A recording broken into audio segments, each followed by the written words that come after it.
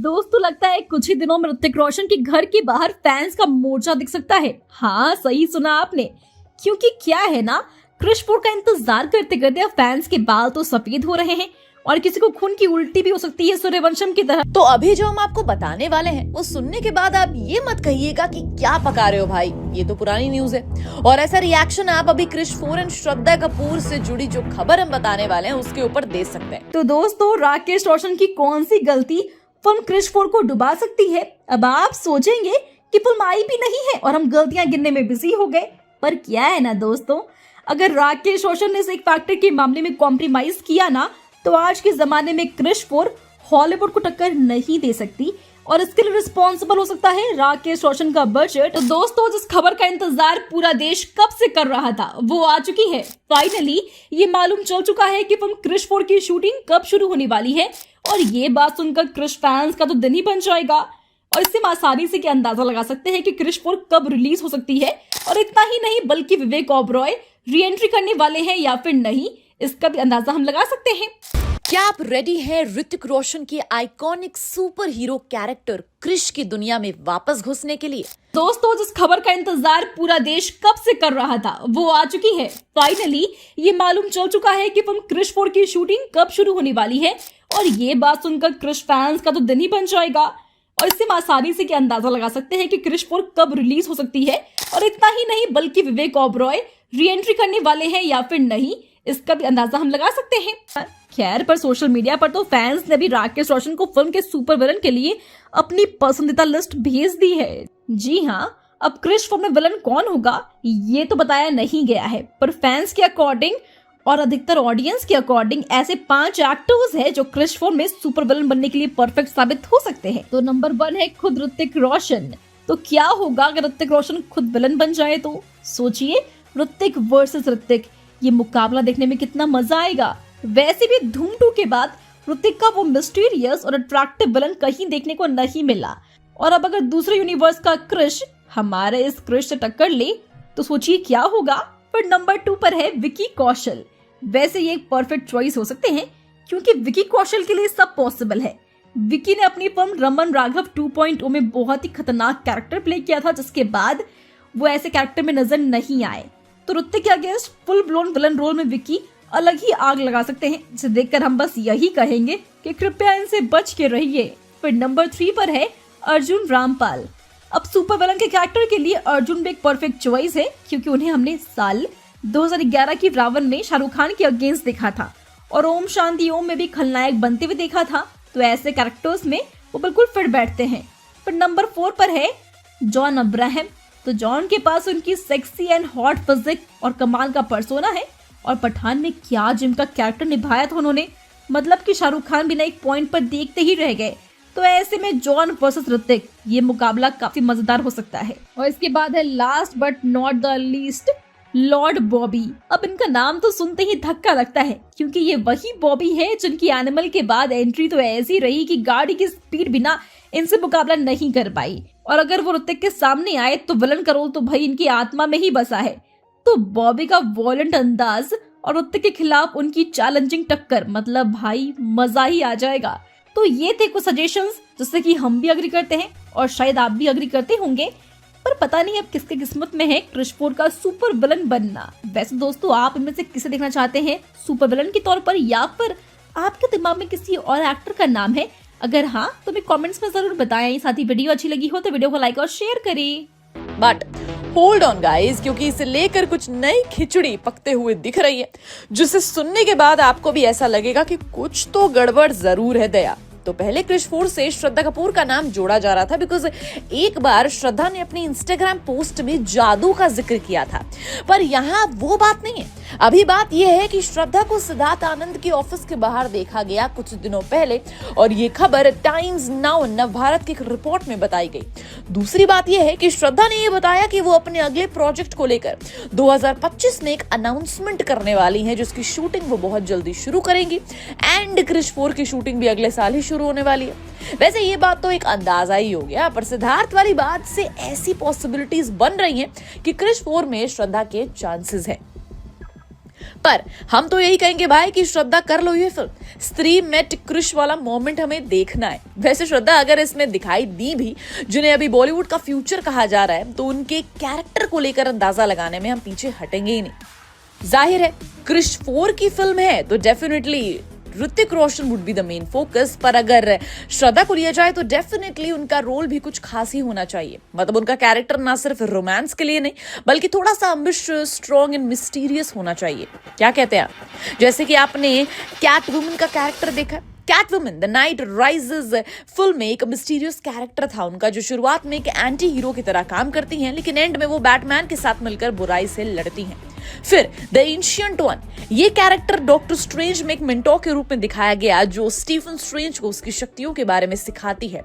तो क्यों ना श्रद्धा का कैरेक्टर भी कुछ ऐसा ही हो, जो क्रिश को उसकी सुपर पावर वापस लाने में मदद करे। तो ये एक अलग ट्विस्ट ला सकता है फिल्म की कहानी में। लेकिन एक बात तो है, स्त्री 2 में ऐसा महान काम करने के बाद अगर वो क्रिश 4 में होती हैं, तो उनके कैरेक्टर को फ्लेवर मिल जाएगा एंड डेफिनेटली थोड़ा हॉलीवुड स्टैंडर्ड रीच करने की कोशिश भी हो जाएगी। बाकी वो स्त्री हैं तो वो तो कुछ भी कर सकती है। पर आपको क्या लगता है, क्या क्रिश 4 में सच में श्रद्धा के चांसेस है, या आप उन्हें इस फिल्म में देखना चाहते हैं ऋतिक के साथ? हमें कमेंट सेक्शन में जरूर बताइएगा। And till then keep watching Bollygrad Studios. अब बात यह है कि टाइम्स नाउ की एक रिपोर्ट में ये बताया गया था कि एक बार राकेश रोशन ने ये बात बोली थी कि हॉलीवुड वालों के साथ compete करना थोड़ा सा मुश्किल हो जाता है, क्योंकि उनकी फिल्मों में एक सीन पर लगाए गए पैसों में हमारे यहाँ पूरी फिल्म बन जाती है। मतलब कि हॉलीवुड का एक सीन इज इक्वल्स टू पूरी क्रिश फिल्म, ऐसा इनका कहने का मतलब है। तो इससे ये समझ में आता है कि क्रिश 4 की बजट को लेकर कोई तो इशू है, पर ऐसा पहले भी सुनाई दे रहा था। पर आज एंटरटेनमेंट इंडस्ट्री में फिल्मों का बजट हाई रखने का ट्रेंड है, क्योंकि फिल्म कोई भी हो, मोटा पैसा चाहिए ही होता है, उसे बड़ा बनाना ही पड़ता है। और यहाँ तो क्रिश 4 की बात है, ऐसे में एक सुपर हीरो फिल्म के लिए मोटा पैसा लगेगा ही। अब क्रिश 3 के लिए 150 करोड़ का बजट लगाया गया था और फिल्म ने 300 करोड़ कमा लिए थे, पर फिल्म का VFX वर्क बिल्कुल भी सही नहीं था, जिसे लेकर ऑडियंस ने ट्रोलिंग करने में जरा भी देरी नहीं लगाई थी। और डिफरेंट एडवांस टेक्नोलॉजी इस्तेमाल करना सुपर हीरो फिल्मों के लिए बहुत जरूरी होता है, जो क्रिश 3 के साथ नहीं हुआ। और अगर ऐसा क्रिश 4 के साथ भी नहीं हुआ, तो ये फिल्म आज के टाइम में बहुत पीछे रह जाएगी, नो डाउट। अरे भाई, ये सब ना हो यही सोचकर तो खुद मुकेश खन्ना ने शक्तिमान के राइट्स सोनी पिक्चर्स जैसी मल्टीनेशनल मास मीडिया कंपनी को दिए, जिसने स्पाइडरमैन और मार्वल की फिल्में प्रोड्यूस की है, क्योंकि मुकेश खन्ना जी चाहते हैं कि शक्तिमान हॉलीवुड लेवल की बने। तो यही सोच क्रिश 4 के साथ होनी अभी बहुत जरूरी है। वैसे आपको पता है, हॉलीवुड फिल्मों का भी बजट के कारण नुकसान हो चुका है। जैसे द फ्लैश का बजट 1600 करोड़ था, लेकिन फिल्म बस 2160 करोड़ का ही कलेक्शन कर पाई, जो हॉलीवुड की एक बड़ी सुपर हीरो फिल्म के हिसाब से काफी कम था। अब इस फिल्म को मिक्स रिस्पॉन्स मिला था, जिसका ह्यूमर, एक्शन सीक्वेंसेस सब पसंद किया गया, पर इसे क्रिटिसाइज किया गया इसके विजुअल इफेक्ट्स के लिए। अब इंडियन फिल्म्स की कंपैरिजन में इस फिल्म का बजट तो 20 से 30 गुना ज्यादा है, पर फिर भी अगर ये क्वालिटी वर्क नहीं दे पाई, तो सोचो नॉर्मल बजट की वजह से क्वालिटी वर्क कैसे निकलेगा। तो स्टोरी के साथ बजट का मेल खाना बहुत जरूरी है, और बजट के साथ साथ फिल्म का प्रोडक्शन या कहानी भी वीक रही तो फिल्म का कलेक्शन अफेक्ट हो सकता है, जैसे कि जस्टिस लीग और द फ्लैश के साथ हुआ था। और सबसे इम्पोर्टेंट बात, अगर फिल्म की क्वालिटी में कोई कमी दिखी तो पहले फैंस नाराज हो जाएंगे। तो इस सब को देखते हुए राकेश रोशन को बजट के मामले में कोई कॉम्प्रोमाइज नहीं करना चाहिए, बल्कि बड़े प्रोडक्शन हाउसेस के साथ हाथ मिलाना चाहिए। सही कहा ना? हमें कमेंट्स में जरूर बताएं। साथ ही वीडियो अच्छी लगी हो तो वीडियो को लाइक और शेयर करें। तो दोस्तों, सबसे पहली बात तो ये है कि फिलहाल ऋतिक रोशन वॉर 2 की शूटिंग में बहुत बिजी है, जो कि अगले साल अगस्त में रिलीज होगी। पर अप्रैल तक इसकी शूटिंग या फिर बचा कुचा काम पूरा हो जाएगा, और उसके बाद अगले अप्रैल मई में फिल्म क्रिश 4 की शूटिंग शुरू होगी। तो चलो फाइनली वो मोमेंट आ ही गया। पर दोस्तों, अब इससे ये अंदाजा लगाना मुश्किल नहीं है कि ये फिल्म रिलीज कब हो सकती है। जी हाँ, तो ये 2026 की शुरुआत में या फिर मिड में रिलीज हो सकती है। वैसे फिल्म की शूटिंग मुंबई और यूरोप ऐसे 2 लोकेशंस पर होने वाली है, ऐसा फिलहाल कहा जा रहा है। और अग्निपथ के डायरेक्टर करण मल्होत्रा ऋतिक रोशन के साथ फिर से कोलैबोरेट कर रहे हैं, जो कि पिछले 2 सालों से राकेश रोशन की स्क्रिप्ट पर अच्छा खासा काम कर रहे थे। वैसे 2 साल इन्होंने अच्छी मेहनत की होगी, ऐसी हमारी उम्मीद है। बाकी तो फिल्म देखने के बाद ही समझ में आएगा कि इन्होंने कितना काम किया है। पर फिल्म की शूटिंग कब शुरू होगी, ये फिल्म कब आ सकती है, ये तो हो गया। अब विवेक ओबरॉय को लेकर बात करते हैं तो विवेक क्रिश 3 में नजर आए थे काल बनकर, पर इस काल का क्या हुआ तो इसे मार दिया गया। पर ऐसे बहुत सारे लोग हैं जो विवेक को रुकवा कर पूछते रहते हैं कि भाई क्रिश 4 में आप नजर आएंगे या फिर नहीं। तो अभी हमने इंस्टाग्राम पर इंस्टेंट बॉलीवुड की ऑफिशियल पेज पर उनकी एक क्लिप देखी जहां किसी प्रोग्राम के दौरान उन्हें फिर से यही सवाल पूछा गया, जिस पर उन्होंने कहा कि क्रिश 3 में मैं मर गया था, ऐसे में क्रिश 4 में मैं कैसे आ सकता हूँ। पर कुछ लोग मुझे कहते हैं कि ये साइंस फिक्शन फिल्म है और साइंस फिक्शन फिल्म में कुछ भी हो सकता है, काल वापस से जिंदा हो सकता है, अब होने को तो कुछ भी हो सकता है। अब ये सब सुनकर खुद विवेक को भी समझ में नहीं आ रहा था कि ये उन्हें तसल्ली दी जा रही है, हिंट दिया जा रहा है या फिर कुछ और। वैसे विवेक को समझ में नहीं आ रहा या हमें वो बताना नहीं चाहते हैं, ये तो भगवान जाने। पर हाँ, बात में लॉजिक तो है कि साइंस फिक्शन ड्रामा में कुछ भी हो सकता है और अगर काल की पास्ट स्टोरी वगैरह दिखाने का कोई प्लान होगा तो विवेक की री एंट्री होना पॉसिबल है, या फिर ये भी पॉसिबल हो सकता है कि काल से जुड़ा कोई उसका करीबी हो जो कि अगला विलन हो और काल की मौत का बदला लेने के लिए वो आ जाए। वैसे भी अभी जादू भी तो वापस आ रहा है, तो होने को कुछ भी हो सकता है। तो देखते हैं कि सच में विवेक की एंट्री होती है या फिर नहीं। वैसे दोस्तों, आप किसे विलन के रोल में देखना चाहते हैं, विवेक को या फिर किसी और को, हमें कमेंट्स में जरूर बताएं। साथ ही वीडियो अच्छी लगी हो तो वीडियो को लाइक और शेयर करें। तो आपके लिए एक गुड न्यूज है, साल 2025 में कई बड़े सुपरस्टार्स अपनी बड़ी फिल्म्स के साथ लौट रहे हैं और उनमें से एक है ऋतिक रोशन, जिनके फैंस उनकी अपकमिंग मूवी का इंतजार कर रहे हैं। फिलहाल ऋतिक अभी वॉर 2 पर काम कर रहे हैं, जो वाईआरएफ स्पाई यूनिवर्स का हिस्सा है। ये फिल्म भी काफी एक्सपेक्टेड है, लेकिन अभी तक इसका शूट कंप्लीट नहीं हुआ है। वॉर 2 का काम जैसे ही कंप्लीट होगा, ऋतिक अपनी अगली फिल्म क्रिश 4 की शूटिंग शुरू कर देंगे। ये फिल्म उनके लिए काफी खास है क्योंकि फैंस इसके लिए बहुत टाइम से इंतजार कर रहे हैं। क्रिश 4 के लिए एक बड़ा अपडेट सामने आया है। मान लिया जाए तो ऋतिक रोशन अपने सबसे successful super hero franchise Krrish को आगे बढ़ाने जा रहे हैं। पहली बार क्रिश 2006 में रिलीज हुई, जिसमें ऋतिक रोशन ने अपना सुपर हीरो कैरेक्टर प्ले किया। इस फिल्म में प्रियंका चोपड़ा, रेखा और नसीरुद्दीन शाह भी मौजूद थे। क्रिश दुनिया भर में 121 करोड़ का बिजनेस कर चुकी थी, जो उस समय काफी बड़ा रिकॉर्ड था। फिर जाके 2013 में क्रिश 3 रिलीज हुई, जिसने काफी अच्छा काम किया, काफी अच्छे कलेक्शंस किए।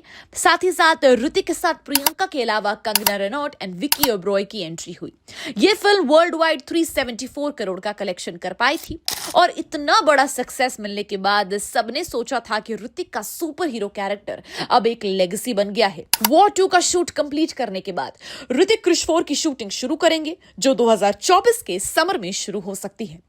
इस फिल्म को ऋतिक के फादर राकेश रोशन ही प्रोड्यूस कर रहे हैं, जो क्रिश सीरीज के सभी पार्ट्स के प्रोड्यूसर रहे हैं। डायरेक्टर की बात करें तो इस फिल्म को करण मल्होत्रा डायरेक्ट करेंगे। करण मल्होत्रा एंड ऋतिक रोशन का ये कोलैबोरेशन 13 साल बाद हो रहा है, क्योंकि दोनों ने आखिरी बार 2012 में अग्निपथ फिल्म में साथ काम किया। अग्निपथ में ऋतिक ने विजय दीनानाथ चौहान का कैरेक्टर प्ले किया, जो उनके करियर का एक आइकॉनिक रोल था। क्रिश 4 के लिए स्क्रिप्ट पर काफी समय से काम चल रहा था। राकेश रोशन एंड करण मल्होत्रा ने लगभग 2 साल स्क्रिप्ट को फाइनलाइज करने में बिता दिए।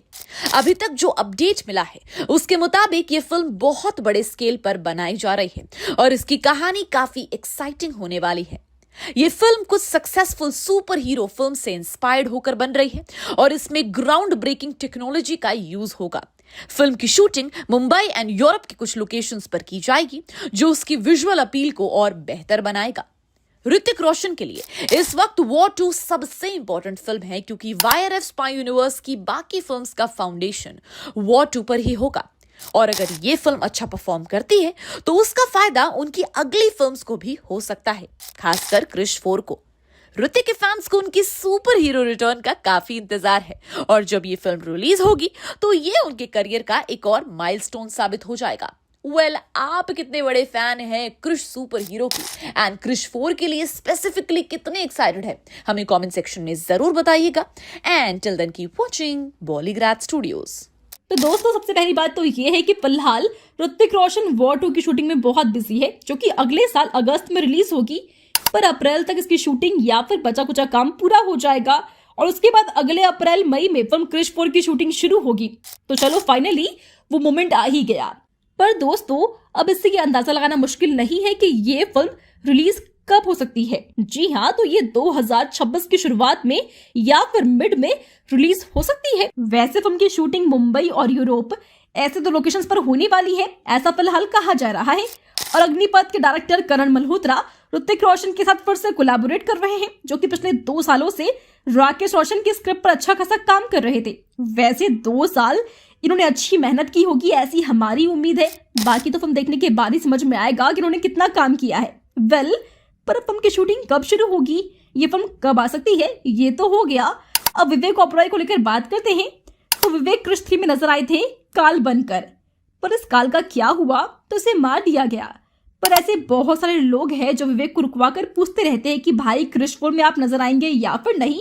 तो अभी हमने इंस्टाग्राम पर इंस्टेंट बॉलीवुड के ऑफिशियल पेज पर उनकी एक क्लिप देखी, जहां किसी प्रोग्राम के दौरान उन्हें फिर से यही सवाल पूछा गया, जिस पर उन्होंने कहा कि क्रिश 3 में मैं मर गया था, ऐसे में क्रिश 4 में मैं कैसे आ सकता हूँ। पर कुछ लोग मुझे कहते हैं कि ये साइंस फिक्शन फिल्म है और साइंस फिक्शन फिल्म में कुछ भी हो सकता है, काल वापस से जिंदा हो सकता है, अब होने को तो कुछ भी हो सकता है। अब ये सब सुनकर खुद विवेक को भी समझ में नहीं आ रहा था कि ये उन्हें तसल्ली दी जा रही है, हिंट दिया जा रहा है या फिर कुछ और। वैसे विवेक को समझ में नहीं आ रहा या हमें वो बताना नहीं चाहते हैं, ये तो भगवान जाने। पर हाँ, बात में लॉजिक तो है कि साइंस फिक्शन ड्रामा में कुछ भी हो सकता है, और अगर काल की पास्ट स्टोरी वगैरह दिखाने का कोई प्लान होगा तो विवेक की री एंट्री होना पॉसिबल है, या फिर ये भी पॉसिबल हो सकता है कि काल से जुड़ा कोई उसका करीबी हो जो कि अगला विलन हो और काल की मौत का बदला लेने के लिए वो आ जाए। वैसे भी अभी जादू भी तो वापस आ रहा है, तो होने को कुछ भी हो सकता है। तो देखते हैं कि सच में विवेक की एंट्री होती है या फिर नहीं। वैसे दोस्तों, आप किसे विलन के रोल में देखना चाहते हैं, विवेक को या फिर किसी और को, हमें कमेंट्स में जरूर बताएं। साथ ही वीडियो अच्छी लगी हो तो वीडियो को लाइक और शेयर करें।